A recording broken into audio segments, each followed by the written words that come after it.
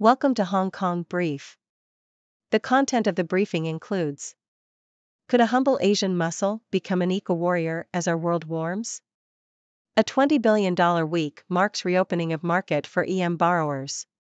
Prince William mulls taking Earthshot Prize to China, the world's worst polluter. Campbell wins Hong Kong Open, then reveals he nearly quit golf 4 months ago. What they want: Biden and Xi are looking for clarity in an increasingly difficult relationship. Could a humble Asian mussel become an eco-warrior as our world warms? South China Morning Post. Mussels may be able to recover from marine heat waves by adjusting their heart rates and body functions, improving their chances of survival amid global warming, according to a new study of the sea creature in Hong Kong, which focused on the Asian green mussel. They displayed high tolerance and capacity to recover from exposure to elevated temperatures through adjustments of physiological processes that enabled individuals to withstand energetically costly conditions, the team of researchers from the Chinese University of Hong Kong wrote in an article published in the peer-reviewed journal Marine Biology in August. A $20 billion week marks reopening of market for EM borrowers. Bloomberg. Emerging market borrowers have been taking advantage of a temporary respite in interest rates and a drop in U.S. Treasury yields to sell about $20 billion in dollar notes. This flurry of activity may be just the beginning of a wave of issuance for developing nation borrowers. Prince William mulls taking Earthshot Prize to China, the world's worst polluter. Telegraph. Prince William is considering holding his Earthshot Prize awards in China in a bid to accelerate environmental change in the country. China is the world's biggest CO2 polluter, generating 29% of global carbon dioxide emissions. The country's president, Xi Jinping, has committed China to reach peak carbon emissions by 2030 and achieve carbon neutrality by 2060, but CO2 emissions hit a record high in Q1 2023. The Earthshot Prize awards £1 million, $1.4 million, annually in 5 categories including climate change and restoring nature. William has previously worked with China on the issue of the ivory trade. Campbell wins Hong Kong Open, then reveals he nearly quit golf 4 months ago. South China Morning Post.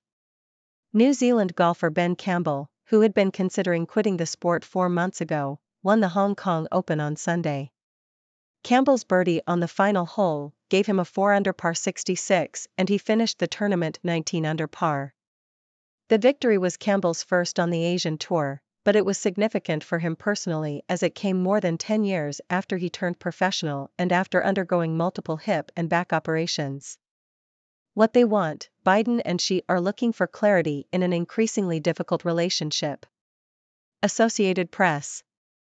U.S. President Joe Biden and Chinese President Xi Jinping will hold their first face-to-face meeting in a year on Wednesday during the Asia-Pacific Economic Cooperation Summit. Both leaders have clear objectives for the meeting, with Biden focused on managing the increasingly fierce economic competition between the two countries and preventing misunderstandings that could lead to direct conflict. Biden is also expected to defend the U.S. expansion of export controls on semiconductor chips and assure Xi that he is not trying to wage an economic war with China. The Biden administration has signaled that it wants to reopen military-to-military communications with China and make clear that it seeks no change to the status quo in Taiwan. Xi, on the other hand, is looking for assurances from Biden that he will not support Taiwan independence, will not start a new Cold War, and will not suppress China's economic growth. He is also likely to seek assurance that the U.S. will not impose new tariffs or sanctions on China. Hong Kong should aim to expand circle of friends at APEC summit, finance chief. South China Morning Post. Hong Kong Finance Secretary Paul Chan-Mopa has said that the city should aim to expand its circle of friends and promote economic opportunities at the APEC summit in the U.S. Chan is expected to attend the finance ministers' meeting and the APEC economic leaders' meeting in San Francisco. He emphasized the importance of dialogue and cooperation in addressing economic challenges and said it was crucial for Hong Kong to build closer ties with more economies. Germany's Rhenus Group banks on China as key logistics market on economic ties. South China Morning Post. Germany's Rhenus Group has acquired assets in China and Asia-Pacific to prepare for growth in the region and expand its presence in the industry's fastest-growing area. The company has been active in China for over 20 years and has a network of 17 centers across mainland China and Hong Kong. In September, Rhenus acquired freight forwarder Blue Logistics and a 51% stake in LBH Group, which operates in Southeast Asia and the mainland. China's logistics sector grew at an annual compound rate of 6.6% between 2017 and 2022, while the economy grew 5.2%. 4,000 swim in annual Hong Kong cross-harbor race, with top honors for Japan. South China Morning Post.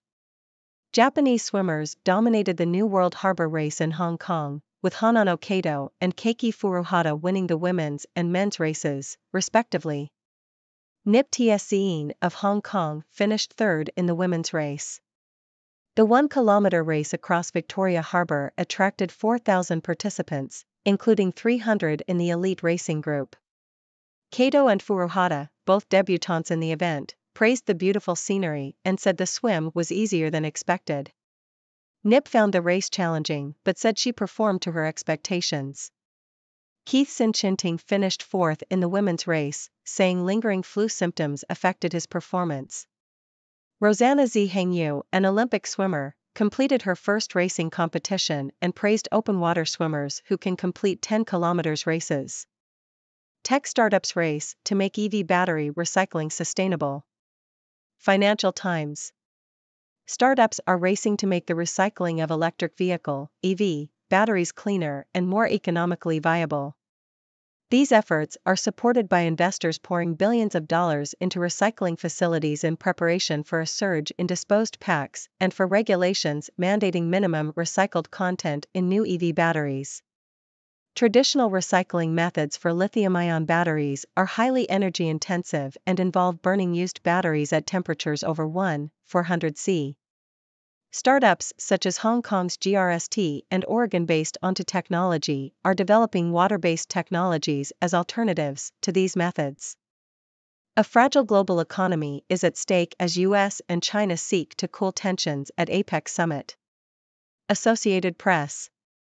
US President Joe Biden and Chinese President Xi Jinping are set to hold a high-level summit this week, marking the first time the two leaders will have spoken in a year. The summit will take place on the sidelines of the Asia-Pacific Economic Cooperation Summit in San Francisco. Hopes are high that the meeting could lead to a cooling of economic tensions between the US and China, which would have positive implications for the global economy. However, the White House has sought to manage expectations, stating that no breakthroughs are expected. The US-China economic relationship has been deteriorating for years, culminating in an all-out trade war instigated by former President Donald Trump in 2018. The Biden administration has kept much of Trump's confrontational trade policy in place, including tariffs on Chinese imports. Despite this, the Biden administration has also sought to reduce America's economic reliance on Chinese factories and solidify partnerships with other Asian nations.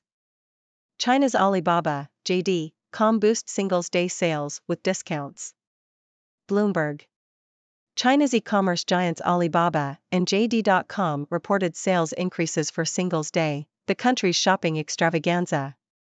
Alibaba's gross merchandise value and order amount rose from the previous year, while JD.com reported new records for orders. The annual event is seen as a barometer for Chinese consumption sentiment. This year, the focus was on a low-price strategy to attract consumers. China's postal delivery companies handled 639 million packages on November 11, an increase of 16% from last year. China's tech giants, including Alibaba, JD.com, and Tencent, will report earnings next week, providing insight into the recovery of domestic consumption. Tencent-backed online broker sets its sights on Japan market. Nikkei Asia. Moomoo Securities, an online broker backed by Tencent, is launching in Japan with a smartphone-based stock trading app aimed at attracting a younger generation of investors. The app offers users free access to real-time stock quotes, financial analysis tools, and news from outlets such as Dow Jones. While Moomoo currently only offers US stocks to Japanese customers, it plans to expand to include Japanese stocks and margin trading by the end of 2024. Moomoo's parent, Photo Holdings, is 22% owned by Tencent and generates most of its revenue from brokerage commissions and charging interest. Amundi adds leadership to capture fast-growing Asia asset management business. South China Morning Post. Amundi, Europe's largest fund manager, has created new positions to support its expansion in the Asia-Pacific region. The company has promoted Xiaofeng Zhong to vice chairman of Asia and hired Eddie Wong as its Asia CEO. Amundi currently has around €400 billion, $431 billion, in assets under management in Asia and is aiming to grow this by 25% to €500 billion by 2025. Asia accounts for 20% of Amundi's total assets under management, and the company has operations in Hong Kong, Singapore, China, India, South Korea, Thailand, and Malaysia. Buying gold is compulsory. Weddings, festivals fuel Asia demand as war rages. South China Morning Post. Gold buying sentiment in Asia remains high despite soaring prices due to the Israel-Gaza war. Prices have dipped to $1,950 as the safe haven rally has weakened.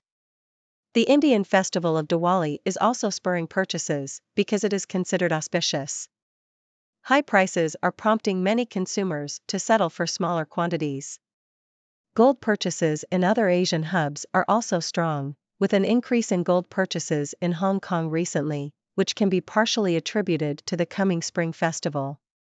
Vietnam's youth opt for lying flat amid crushing stress of economic boom. South China Morning Post. A popular Facebook page where young Vietnamese workers share screen grabs of pitiful paychecks and grumble about bosses, customers, and colleagues is revealing the growing angst being felt among Vietnam's youth, who are nevertheless fueling an economic surge.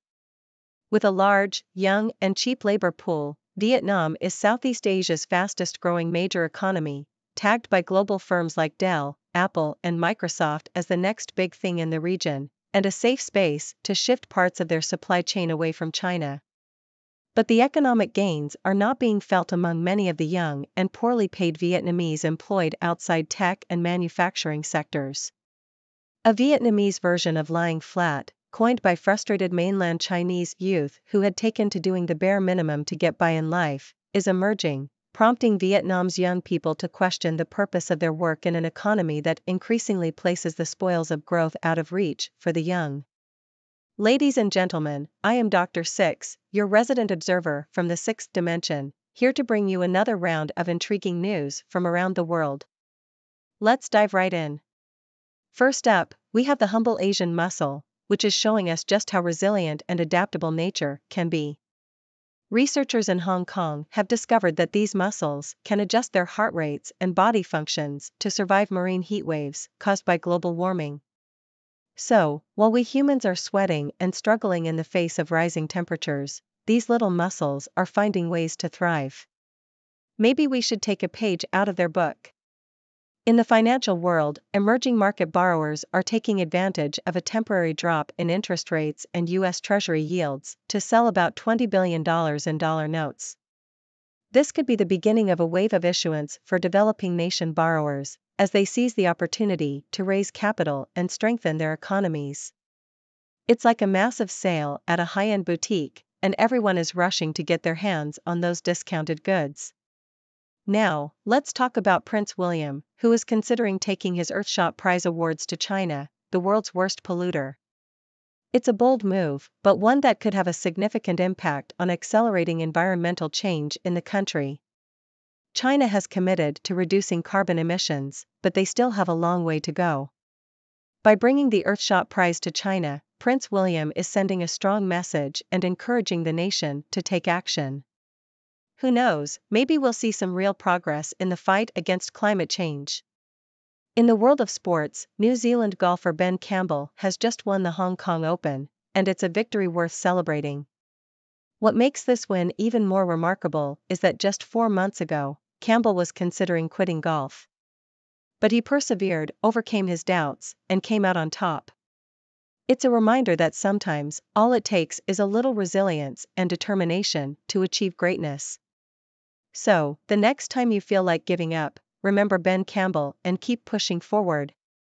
Moving on to politics, US President Joe Biden and Chinese President Xi Jinping are set to meet face-to-face for the first time in a year during the Asia-Pacific Economic Cooperation Summit.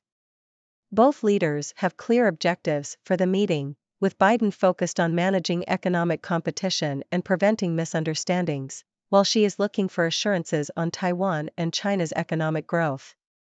It's a high-stakes meeting with a lot on the line, so let's hope they can find some common ground and ease tensions between the two countries. And finally, we have some exciting news from the world of swimming. The new World Harbor Race in Hong Kong saw Japanese swimmers take top honors, but it wasn't an easy feat. The race across Victoria Harbor attracted 4,000 participants, including elite swimmers who praised the beautiful scenery but also acknowledged the challenges of open water swimming. It's a reminder that sometimes, the most rewarding experiences come with a little bit of struggle. So, the next time you're faced with a difficult task, remember those swimmers and dive right in. Well, that wraps up today's news. I hope you enjoyed this whirlwind tour of the latest happenings around the world. Now, it's time for you to join the conversation. What are your thoughts on these stories? Do you have any questions or insights to share? Let's hear it. Thank you for tuning in. The content above showcases the latest briefing reports and analytical synopses, thoughtfully curated by the 6Do team. These insights stem from a wide array of reputable media outlets, think tanks, government sources, and specialized experts worldwide. We encourage you to explore these sources for a comprehensive perspective. Keep in mind that while the content may not always align with the official standpoint of 6Do Brief, it's not meant to be taken as absolute directives for decision-making.